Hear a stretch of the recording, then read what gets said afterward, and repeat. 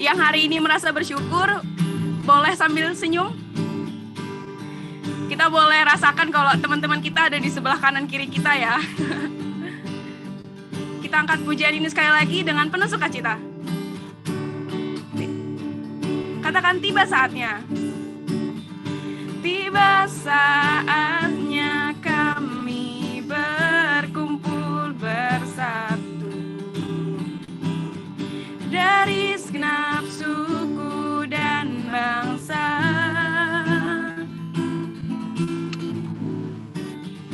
berdiri di hadapan tahta Anak Domba, satu suara menyatakan keselamatan dari Allah, keselamatan dari Allah yang duduk dan bertahta. Kami naikkan pada Anak Domba pujian dan kekuatan, hormat dan kekuasaan, kemuliaan bagi Dia selamanya. Berikanlah buat nama Tuhan. Oke, mari kita bersatu dalam doa. Allah Bapa yang bertata dalam kerajaan surga, kami sangat bersyukur Tuhan untuk kesempatan pada malam hari ini, di mana kami Permata GPKP Cengkareng beserta dengan Pendeta Dewi, beserta Komper dapat berkumpul bersama pada malam hari ini Tuhan. Kami sangat bersyukur karena hari ini kami akan menerima sebagian dari firman-Mu. Kiranya Tuhan hari ini kami bisa, Roh Kudus-Mu bisa terus dalam hati kami, sehingga kami dapat menerima dan dapat melaksanakan setiap apa yang disampaikan oleh Pendeta Dewi. Terima kasih Tuhan, Kau yang pimpin setiap pelayan-pelayan-Mu pada hari ini, Kau juga yang pimpin setiap partisipan yang hadir pada saat hari ini. Terima kasih Yesus, haleluya, amin. Oke. Untuk selanjutnya, kita mau memuji nama Tuhan kembali. Kita angkat lagu pujian Hari Ini Kurasa Bahagia.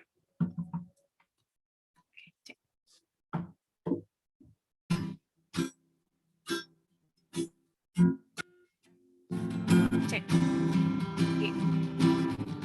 Katakan hari ini kurasa bahagia. Hari ini kurasa bahagia, berkumpul bersama saudara seiman. Tuhan Yesus, Tuhan Yesus telah satukan kita tanpa memandang di antara kita, bergandengan tangan dalam kasih, dalam satu hati, berjalan dalam terang kasih Tuhan. Kau sahabatku, kau sahabatku, kau saudaraku, tiada yang dapat memisahkan kita. Oh, oh, kau sahabatku, kau saudaraku, tiada yang dapat memisahkan kita.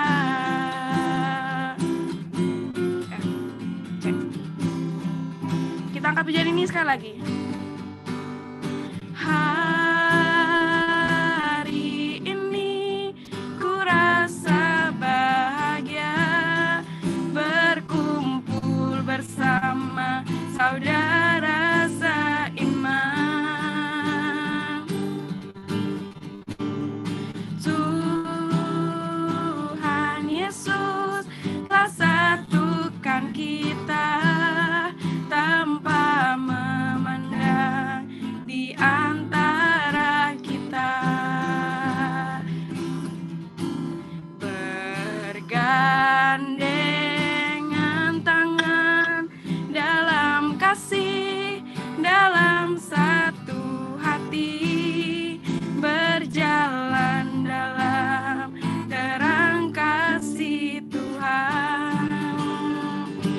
sahabatku, tunjuk temannya. Kau sahabatku, kau saudaraku, tiada yang dapat memisahkan kita. Oh, oh, oh, kau sahabatku, kau saudaraku, tiada yang dapat memisahkan kita. Oke, beri kemuliaan buat nama Tuhan. Oke, sebelum kita lanjut, aku sama Helen punya ice breaking untuk kita semuanya. Nah, ada 2 rules yang terutama. Yang pertama, wajib on cam semuanya yang hadir di sini. Aku panggil dulu Kak Vita, halo, boleh on cam Kak? Kak Feby, Apri, Bang Elmo, Bang Aldi, Regina, Bang Satria, Kak Ica. Yuk boleh on cam.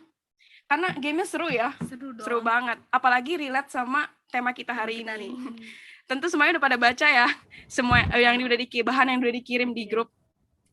Oke, jadi games hari ini berjudul tentang Find Me, temukan aku. Nah, jadi nanti aku sama Helen akan memberikan beberapa ayat Alkitab yang mana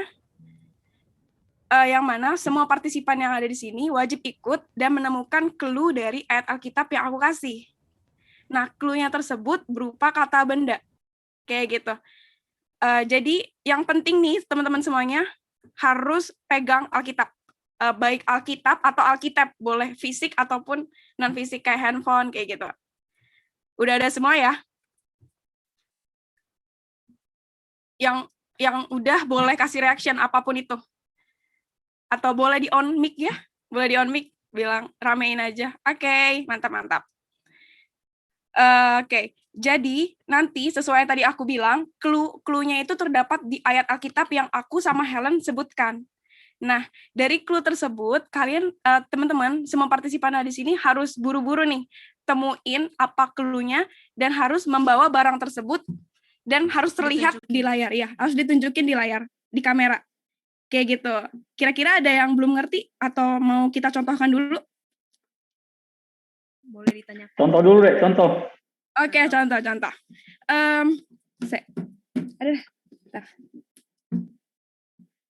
Contohnya aku ada ayat Alkitab Pengkhotbah 12 ayat 12.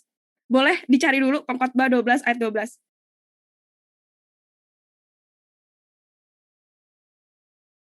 Udah?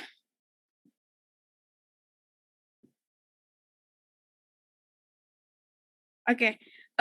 Di ayat tersebut kita harus mencari clue, yaitu berupa kata benda.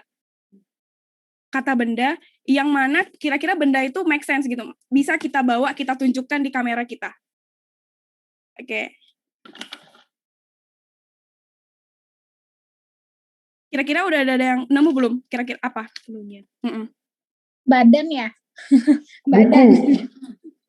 Iya, benar banget. Tadi ada jawab buku sama badan. Nah, iya. Jadi nanti langsung ditunjukkan gambarnya. Kayak gitu. Kalau badan, ya, boleh.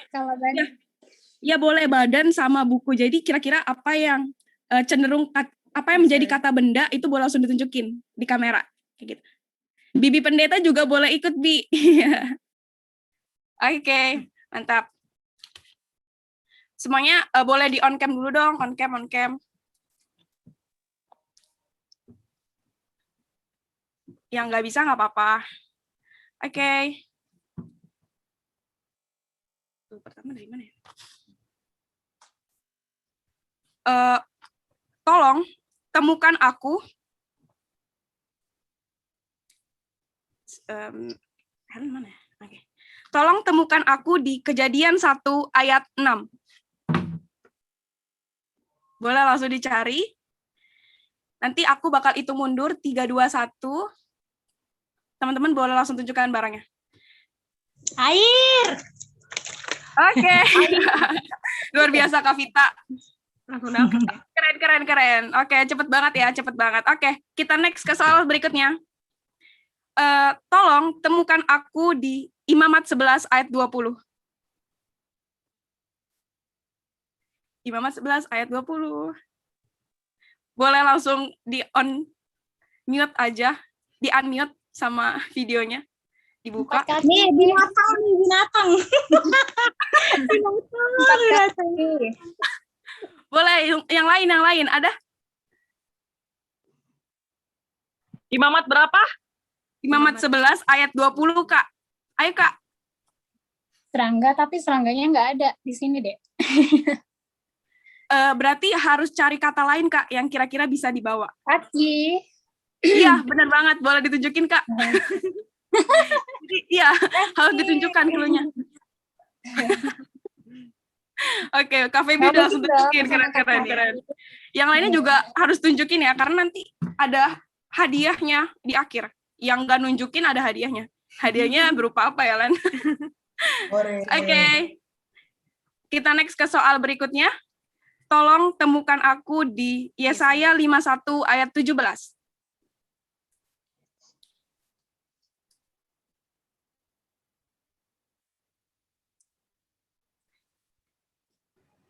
Piala ya, Kak. Cangkir.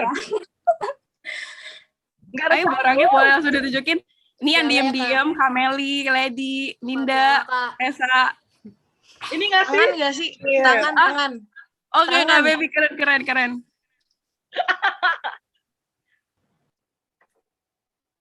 Ini kata benda ya, bukan kata sisipan, tapi kata benda. Jadi Harus dicermatin. teliti. Ada lagi. Tangkir. Oke. Itu air, Bang. Tapi nggak ada tangkir, aku ambil ini jadi tangkir jadi kelas. Oke, nggak apa-apa. Oke. Keren banget ya, semua antusias ya. Oke, kita lanjut ke soal selanjutnya. Tolong temukan aku di 1 Samuel 16 ayat 16.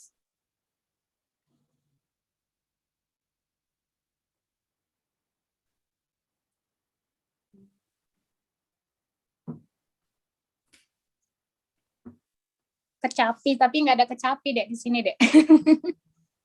Boleh, Kak, sejenis kecapi?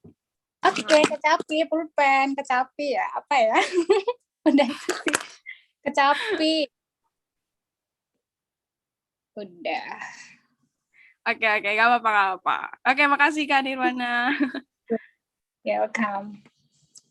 Oke, kita lanjut ke soal selanjutnya. Tolong temukan aku di 2 Samuel 11 ayat 14.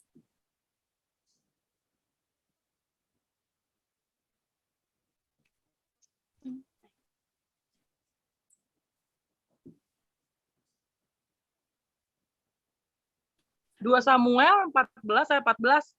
2 Samuel 11 ayat 14, Kak. Surat.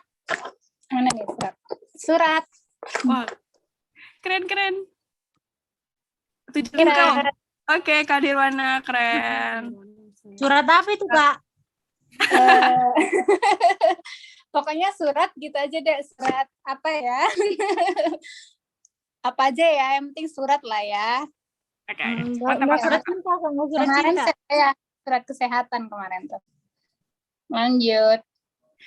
Oke, soal selanjutnya di 1 Raja-Raja 6 ayat 21. 1 Raja-Raja 6 ayat 21.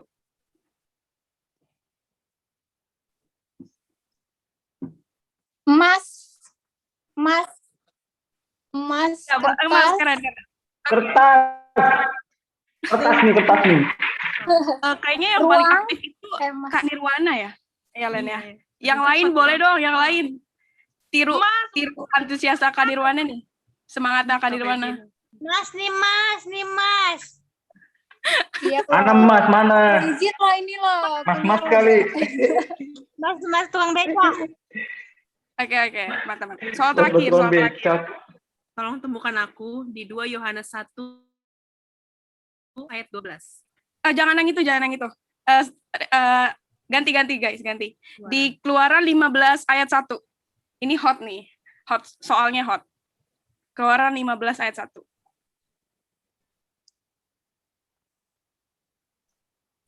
Kuda ya? Oke, kalau misalnya bisa. Selain kuda, Kak. Laut. Laut. Nyanyian, apa nyanyian?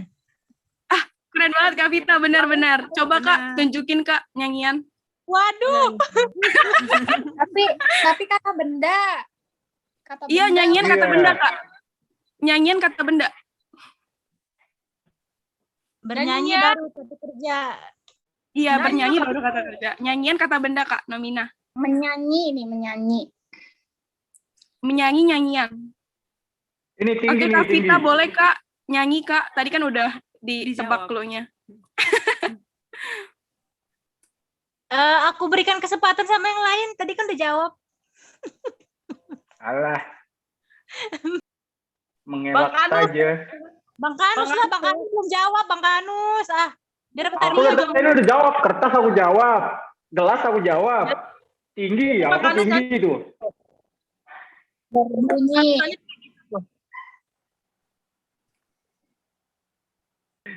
Ada yang mau wakilin Kak Vita untuk kasih tunjuk barangnya? Soalnya barang ini doang nih yang belum. Dari keluar 15 ayat 1. Kan? Nyanyi Hai kan? Rongfit. Iya, Bisa. Kamu pasti bisa. Kanus. Kanus. Oke Bang Kanus, silakan Bang Kanus. Ditunjuk. Dipersilahkan. Bang Kanus.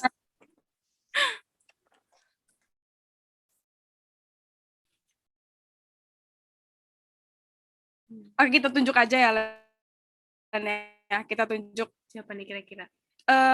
Kak Febi. Oke. Kayaknya udah nelen ludah dari tadi nih, udah siap.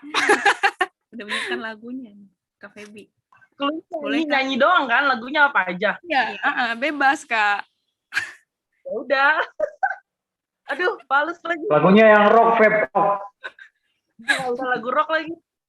Ya udahlah ya, yang di otak aja ya. Nyanyilah dan bernyanyilah bagi sang raja. Nyanyilah dan bernyanyilah bagi sang raja. Angkatlah tanganku, pujilah dia. Udahlah ya. Oke, makasih Kak Makasih, Febi. Kak. Keren banget. Oke. Keren. Keren banget ya teman-teman semuanya. Kira-kira apa nih pesan yang bisa kita ambil dari game study? Ada yang mau menyampaikan pendapatnya? Yuk, nggak apa-apa loh, ya kan Len ya.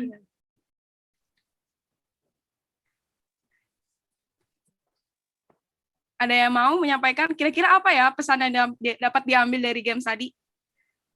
Dari ayat Alkitab, kita buru-buru cari clue yang kita tunjuk, yang kita mau. Kira-kira apa ya pesannya? Pesan dan pesan gitu ya, Dea. Pesannya aja Kak, pesan dari game study. Apa yang kita dapatkan dari game study? Kecepatan untuk berpikir, terus ya kita juga belajar untuk kalau misalkan nih ada bahaya, kita tahu nih apa tujuan kita nih, misalkan kita cepet nih berdoa gitu, ada misalkan bahaya, terus kita larinya kemana nih gitu. Jadi dengan yang saya dapat tadi dengan kecepatan membaca tadi, ya teliti juga gitu. Itu aja sih, benar banget. Selain itu sih nggak ada. Nggak kompleks Kak berarti. Berarti kalau kata Kak Nirwana, pesannya itu teliti sama tentang pengharapan ya Kak. Berarti ada pengharapan dalam Iya. Yesus. Oke, benar banget.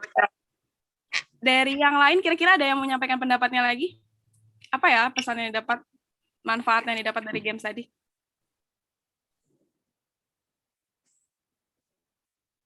Mungkin Ninda lagi mikir kayaknya.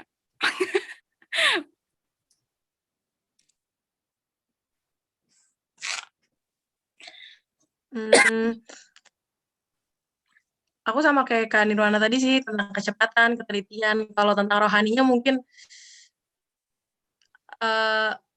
semakin sering baca Alkitab mungkin tadi disuruh ya. Jadi kita baca Alkitab.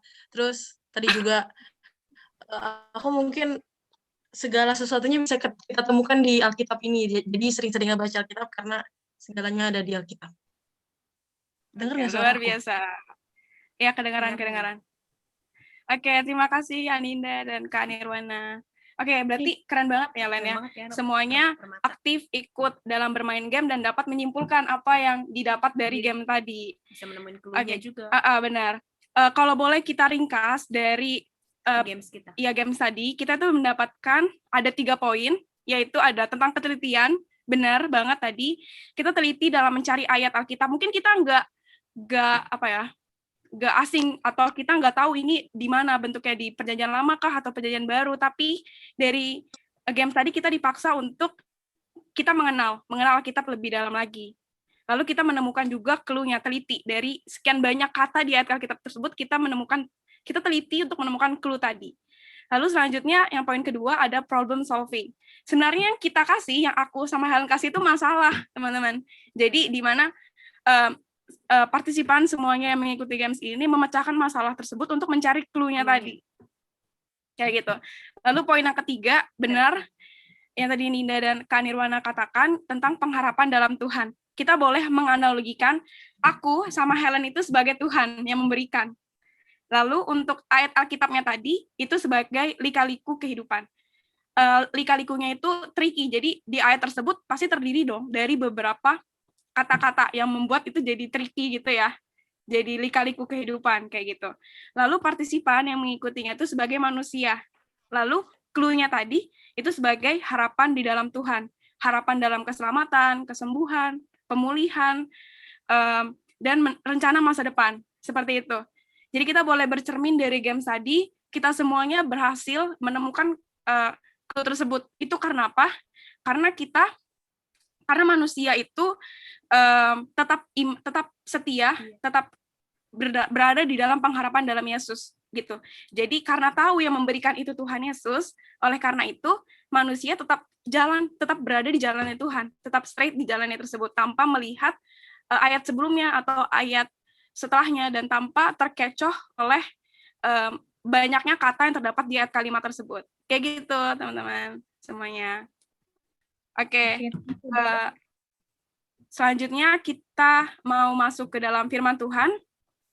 Kita mau angkat lagu pujian Berkat Kemurahan.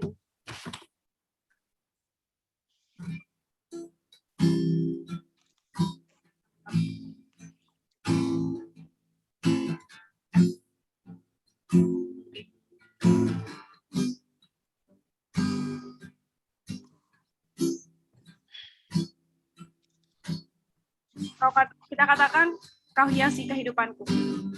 Kau hiasi kehidupanku dengan kemurahan-Mu. Kau rancangkan masa depanku penuh dengan harapan. Aku ada saat ini, semuanya karena kasih-Mu. Aku hidup hari ini, semua berkat kemurahan-Mu. Terima kasih, Yesus, Engkau sangat baik, teramat baik bagiku. Kita boleh angkat lagu pujian ini dengan lebih sungguh-sungguh lagi. Katakan, kau hiasi. Kau hiasi kehidupanku dengan kemurahan-Mu. Kau rancangkan masa depanku penuh dengan harapan. Katakan, aku ada saat ini. Aku ada saat ini, semuanya karena kasih-Mu. Aku hidup hari ini, semua berkat kemurahan-Mu. Terima kasih, Yesus, Engkau sangat baik, teramat baik bagiku. Aku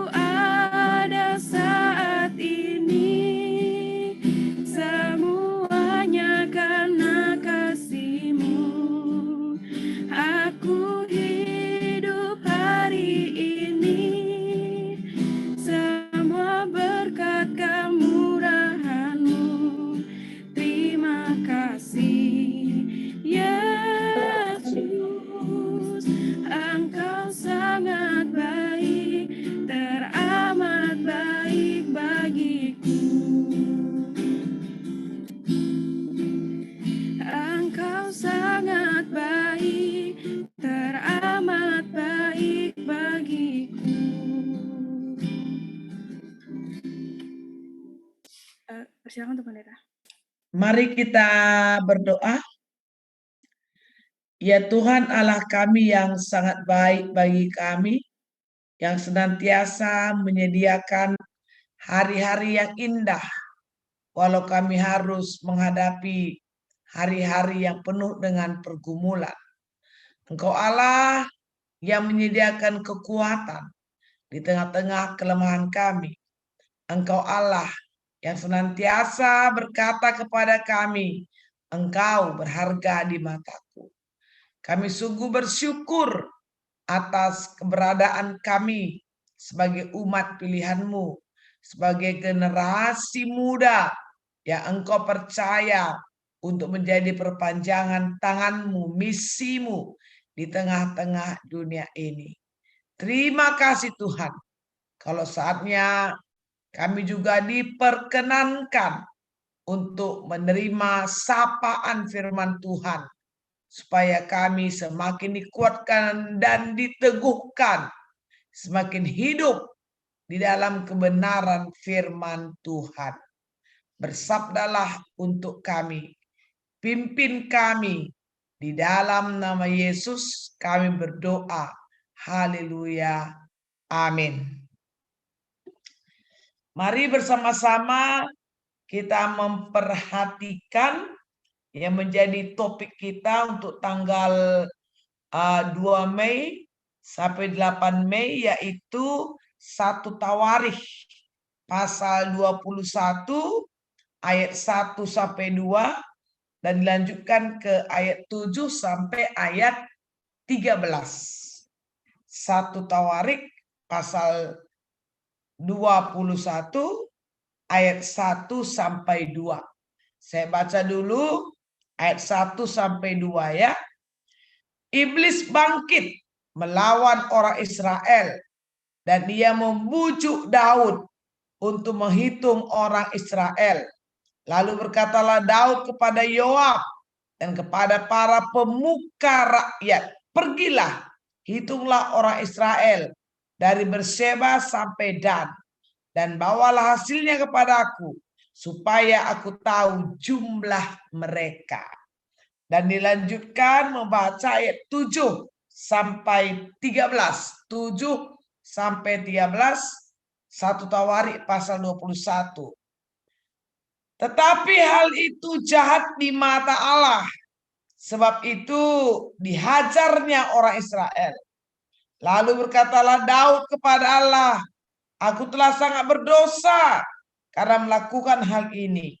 Maka sekarang jauhkanlah kiranya kesalahan hamba-Mu, sebab perbuatanku itu sangat bodoh. Tetapi berfirmanlah Tuhan kepada Gad pelihat Daud, pergilah, katakanlah kepada Daud, beginilah firman Tuhan, 3 perkara kuhadapkan kepadamu, pilihlah satu daripadanya, maka aku akan melakukannya kepadamu. Kemudian datanglah Gad kepada Daud, lalu berkatalah ia kepadanya, beginilah firman Tuhan, haruslah engkau memilih 3 tahun kelaparan atau 3 bulan lamanya melarikan diri dari hadapan lawanmu, sedangkan pedang musuhmu menyusul engkau, atau 3 hari pedang Tuhan, yakni penyakit sampar, ada di negeri ini, dan malaikat Tuhan mendatangkan kemusnahan di seluruh daerah orang Israel. Maka sekarang timbanglah, jawab apa yang harus kusampaikan kepada yang mengutus aku.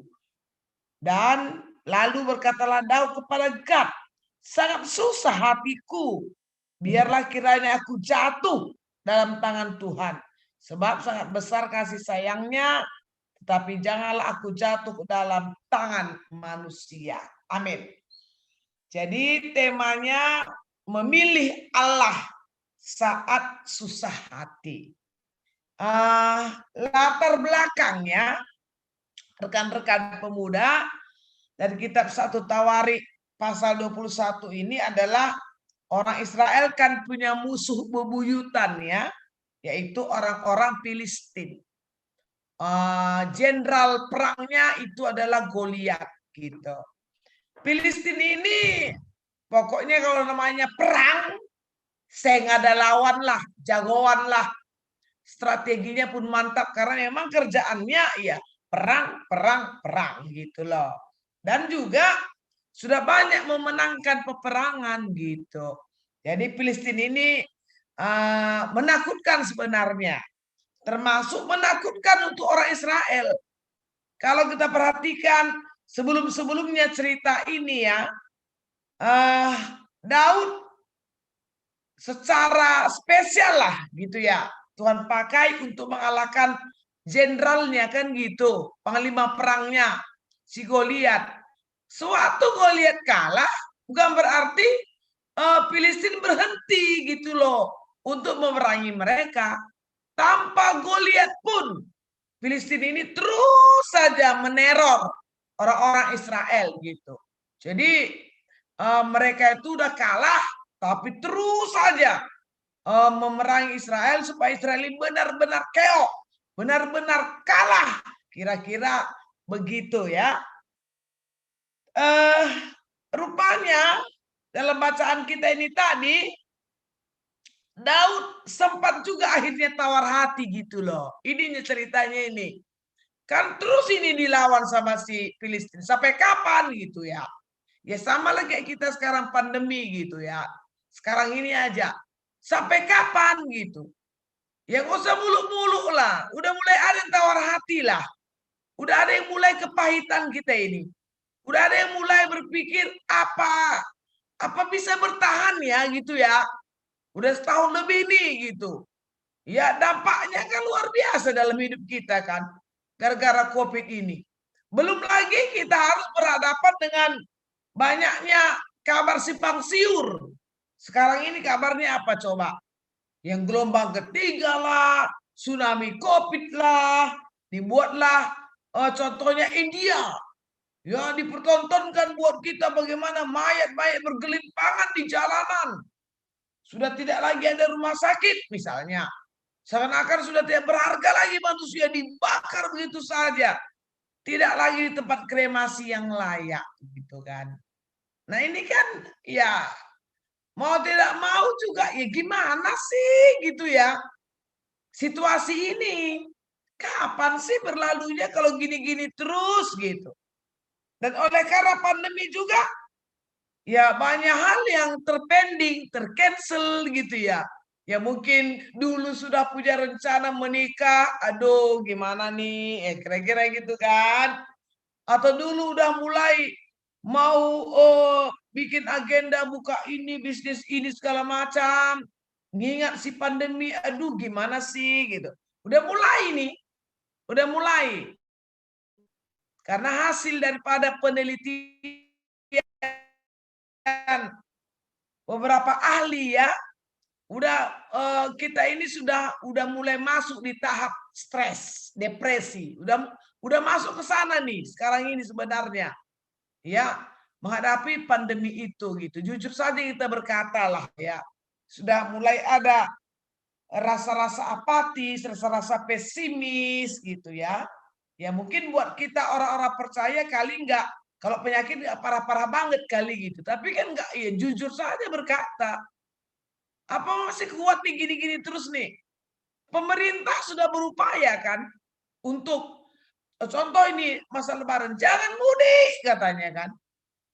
Udah tahu dia nanti akan ada tsunami COVID. Nah, capek kalilah pemerintah kita ini kasih pengumuman. Ada aja rakyat ini yang curi-curi.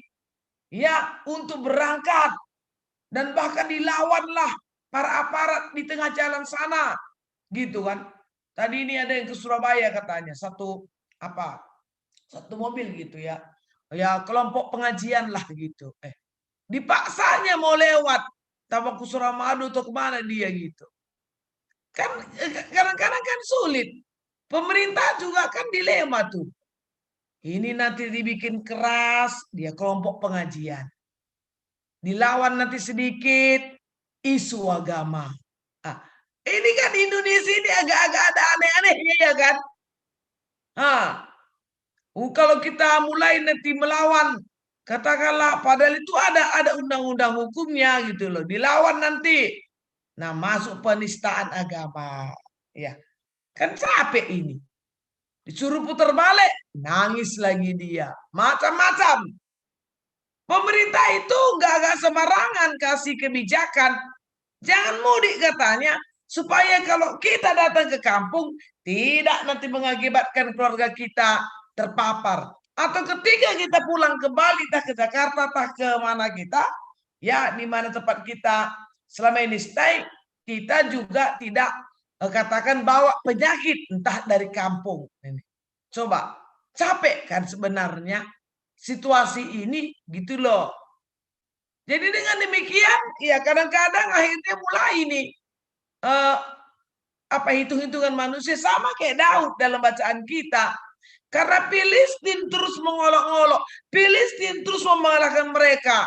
Ya, maka gini kata Daud, kan jelas ini ayat 1. Iblis bangkit melawan orang Israel dan membujuk Daud. Bayangkan terbujuk Daud. Hitung laskarmu, hitung rakyatmu, hitung tentaramu, seimbang gak sih? Gitu loh. Melawan Filistin, cobalah. Jangan nanti mati konyol. Nah, gitu, udah begitu ya. Ternyata benar Daud itu dihitungnya kan. Dihitungnya ini rakyatnya ini. Dihitungnya ini tentaranya. Dihitungnya kekuatan senjatanya. Kan terjebak juga dia. Apakah mungkin saking takutnya kalah? Atau apa gitu ya. Tapi kan Tuhan nggak suka gitu. Kenapa kamu hitung kekuatanmu kalau aku lebih kuat? Bukankah selama ini aku sudah menolong engkau, aku berperang untuk engkau, musuh-musuhmu kalah karena aku ada di depanmu. Kenapa sekarang kok jadi hitung kekuatan? Nah ini ceritanya. Akhirnya kita lanjut di bacaannya di ayat 7-13. Maka Tuhan itu menyuruh Imam Gad, ya Gad. Kalau di zamannya waktu mengalahkan Goliat itu Nathan ya. Ini Imam Gad bilang sama Daud, aku gak suka. Aku marah nih. Kenapa pakai hitung-hitungan manusia? Hitung tentara. Bikinlah dalam hitungan itu dia kurang jumlah. Bikin musuh 10.000. Dan ternyata tentara atau rakyat cuma 5.000. Mau dibikin apa? Mau kompromi? Mau angkat bendera putih? Atau mau bersekutu dengan bangsa yang lain, Mesir, Syria, Asur, atau apa? Cari pertolongan ke bangsa lain. Kan gitu. Yang kita lawan 10.000, kita 5.000. Mau seimbangkan ya 10.000 lawan 10.000, ya kan? Sedang juga pasti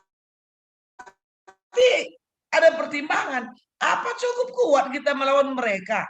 Mereka punya pengalaman yang hebat. Kita memang lebih banyak 20.000, tapi nggak pernah perang. Gitu kan. Tuhan marah. Tuhan marah sama si Daud. Disampaikanlah kepada Gad, pergi katakan hukuman itu pilih. Yang mana hukumannya? Yang dia mau. Kira-kira gitu kan.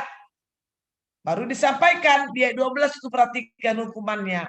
Mau 3 tahun kelaparan, yang mana pun ngeri kan?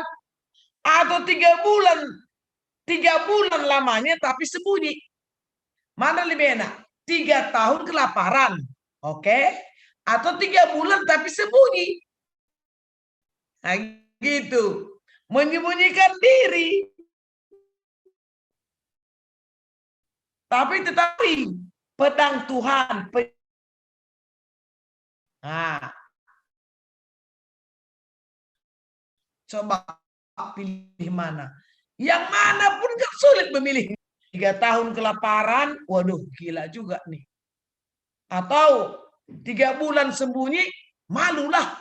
Malu kan? Raja anta cebuni nake. Raja anta talu nake.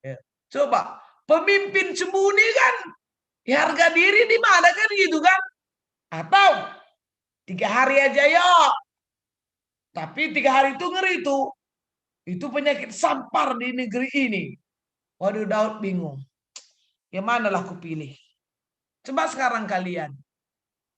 Karena sudah berdosa, ini karena dosanya ini. Gara-gara kan Tuhan nggak mau nih ada hitung-hitungan kekuatan kita.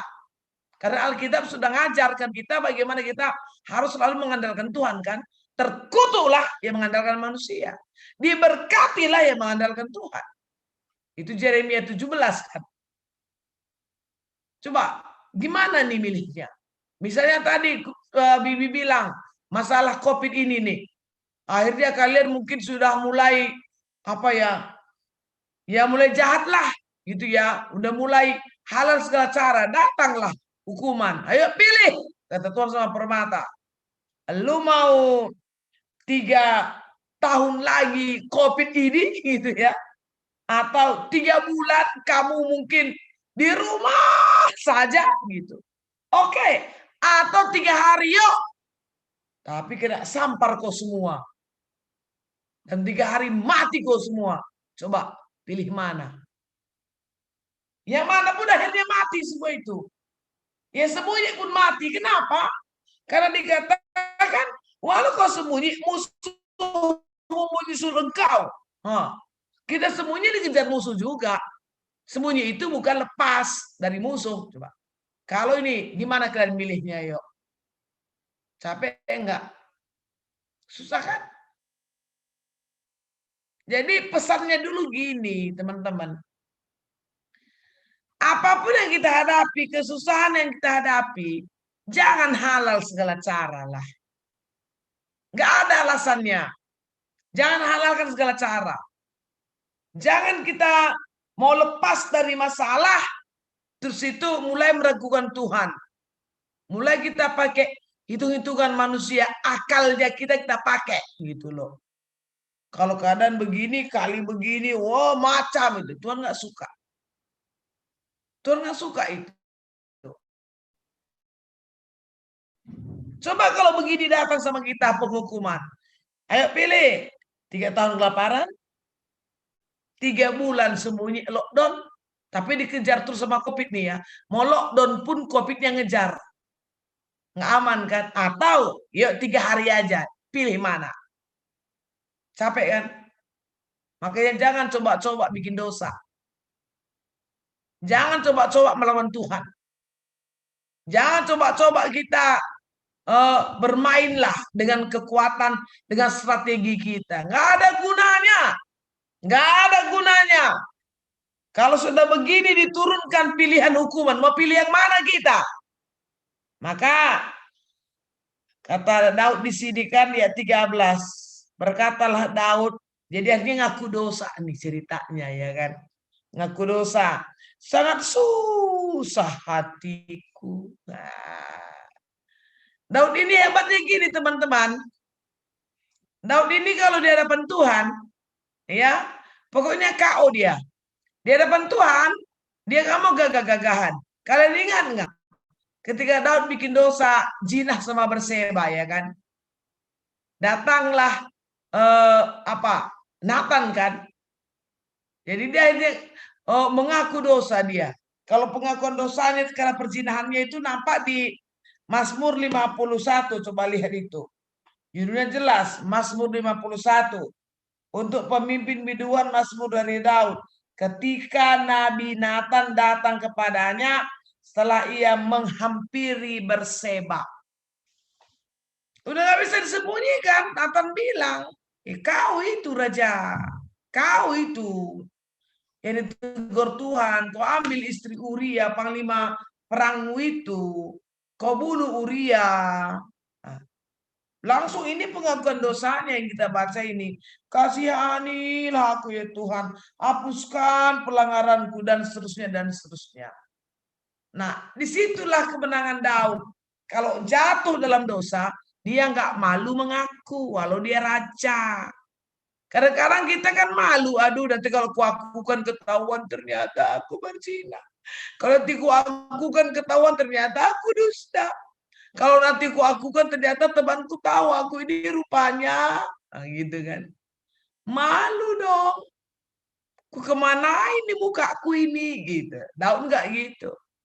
Makanya akhirnya dia ambil pilihan, dia 13 tadi kita kembalikan, Daud berkata, sangat susah hatiku, biarlah kiranya aku jatuh ke dalam tangan Tuhan. Itu aja dia bilang. Artinya terserah Tuhan mau Tuhan yang mana, mau hukuman yang mana. Pokoknya dia bilang, biarlah kiranya aku jatuh ke dalam tangan Tuhan. Sebab sangat besar kasihnya kepadaku. Janganlah aku jatuh ke dalam tangan manusia. Nah, itu pilihannya. Jadi artinya gini, yang manapun nanti Tuhan bikin hukumannya, pokoknya aku terimalah. Gitu. Nah ini caranya dia itu. Daripada aku jatuh ke tangan manusia, soal mati pasti mati. Bikinlah sembunyi aku Nina, engkau. Adik ayak-ayak kalakang. Memate bastan musuh. Enggak rela dia mati dengan musuh. Ya mati sih mati, jangan di tangan musuh dong. Jangan di tangannya si Filistin dong gitu. Pokoknya aku memilih berserah kepada Tuhan. Terserah Tuhan mau yang mana hukumannya. Penting dari Tuhan. Daripada aku mati di tangan manusia, lebih baik aku mati di tangan Tuhan. Itu pilihannya. Maka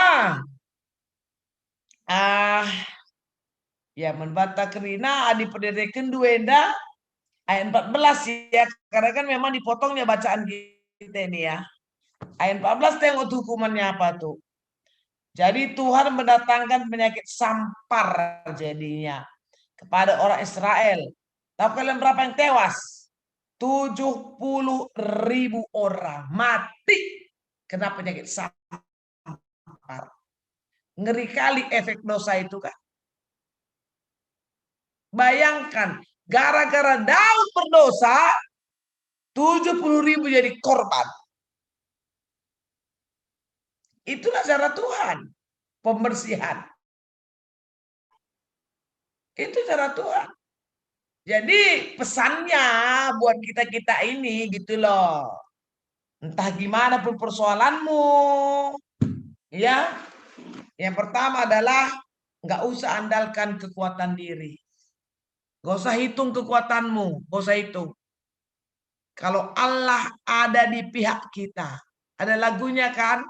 Siapakah lawan kita? Nggak ada kan? Kalau Allah ada di pihak kita, siapa namanya bisa melawan? Nah itu dia, pegang itu. Jangan selalu, waduh gimana ini kalau sudah begini ceritanya. Nggak usah hitung kekuatan kita. Karena mau kita hitung kekuatan kita, kekuatan Allah tetap lebih besar. Daripada kita kena murka. Bayangkan. Gara-gara Daud menghitung kekuatannya, 70.000 orang mati kena penyakit sampar. Namanya. Jadi saya berharap nih teman-teman Permata ini hiduplah sepanjang masa, sepanjang hari, di semua situasi dan kondisi. Ayo hidup mengalami Tuhan. Alami Tuhan. Supaya engkau bisa bersama dengan Tuhan. Ikut dalam terobosan-terobosan baru dengan Tuhan. Itu pesannya buat kalian. Mau seperti apapun susahnya hidup. Seperti apapun buruknya keadaan. Jangan hitung kekuatanmu. Jangan hitung. Nanti kalau kau hitung kekuatanmu. Dan kemudian kau tahu. Waduh ini gak bisa menang. Kamu jadi halal segala cara. Nanti mulai disusupi dosa. Nanti mulai kita-kita ini akhirnya ya melakukan trik-trik, strategi-strategi ajakan iblis dalam hidup kita. Begitu dia. Jadi mari dalam situasi apapun di kehidupan ini ya pilihlah Tuhan, gitu aja sih. Pilih Tuhan. Gak usah hitung kekuatanmu ya. Kekuatan manusia nggak ada apa-apanya. Oke? Biarkan kekuatan Allah, berkat Tuhan aja hitung. Gak usah kau itu, matilah aku sekali ini kalau begini ceritanya. Gak usah. Ya karena Allah pasti paling tahu nih. Untuk menyediakan apa yang terbaik menjadi bagian kita semuanya. Maka pengendes, kemalangan, sukuten, penggurun, mandi batas saja. nikmati saja dulu keadaan ini, jalani saja dulu keadaan ini, ya sejak hari ya di bata, ya kita nggak tahu sampai kapan ya. Nah, sekarang udah hampir semua zona merah, termasuk Sumatera Utara, Medan. Itu pendeta Emmanuel Keliat kan kena COVID tuh. Dia pas lagi di Medan. Nah, jadi udah aku arahkan, kujaku nih namun bangku. Oke, coba kamu duduk ke Murni Teguh atau Royal Prima, aku bilang. Biar aku hubungi dokternya. Aku hubungi dokterku dulu di sana, dokter Gunawan Ginting. Kamu bantu dulu pendeta itu pendeta kita di Tangerang, Ningko. Kue pendeta, waiting list ya. Penuh semua rumah sakit. Dem Krina. Enggak ada yang kosong. Bayangkan itu. Capek enggak? Orang Medan termasuk bandel semua. Kalau ke Medan kita ngeri kita ngelihatnya. Nggak ada pakai masker lah, kumpul-kumpul, pesta-pesta. Waduh, ngeri. Kayaknya mereka kebal semua. Itu. Penuh. Terus udah, kamu langsung aja IGD Buri Teguh. Bilang-bilang kamu diarahkan sama dokter Gunawan. Biar diperiksanya langsung paru-paru dulu, bawa hasil lab kami itu udah positif. Bilang, bawa. Datangin dia ke Murni Teguh kan, tunjukkan ya langsung di scan. CT scan paru karena COVID ini memang menyerang paru lah ya, targetnya adalah paru-paru kita. Nggak ada tempat, bayangkan kata orang itu ya Bapak di rumah aja isolasi mandiri deh, walau paru-parunya ada flek tapi dikit nih, nah mulai ke rumah lagi. Ngeri nggak ada tempat kayak India, nggak ada tempat lagi. Pemerintah kita nggak sembarangan loh kasih kebijakan. Dia mau selamatkan kita. Tapi kita nggak mau selamat. Mau gimana tuh? Sembunyi-sembunyi orang pulang. Nokoh-nokoh orang pulang mudik coba. Yang punya duit sampai di charternya mobil pariwisata. Ngeri nggak itu? Situasi kita ini. Nah, untuk kita-kita yang patuh lama-lama seperti Bibi bilang tadi apatis. Sendirian kami bagenda. Si jaga-jaga dirintah, gereja pelasi buka-buka. Ya hati-hatinya sembahyang, hati-hatinya sholat. Kita bertahan kita lah, kita buka gereja. Kadang-kadang kan, gimana ini gitu kan. Capek juga mikirinya ya, tapi oke lah. Itulah keadaan. Maka harus tetap bijak. Dengarkan saja firman Tuhan, karena Tuhan itu kan bekerja juga melalui kebijakan pemerintah ya, melalui aturan-aturan gereja kita. Jadi bagaimana, terutama kalian sebagai generasi muda, jangan terjebaklah dengan simpang siurnya berita-berita soal si corona ini ya. Macam tiba-tiba banyak kali orang mendadak jago, mendadak pintar, tiba-tiba tahu dia soal corona. Jadi nggak usah didengar-dengar kali lah apa katanya. Yang resmi apa kata pemerintah kita, apa kata Bapak Jokowi. Kalian dengarkanlah Bapak Jokowi itu. Bapak Jokowi itu udah utusan Tuhan itu. Kalian tengok teroris satu-satu ditangkapnya habis kan. Terbongkar kan 212 Syariah.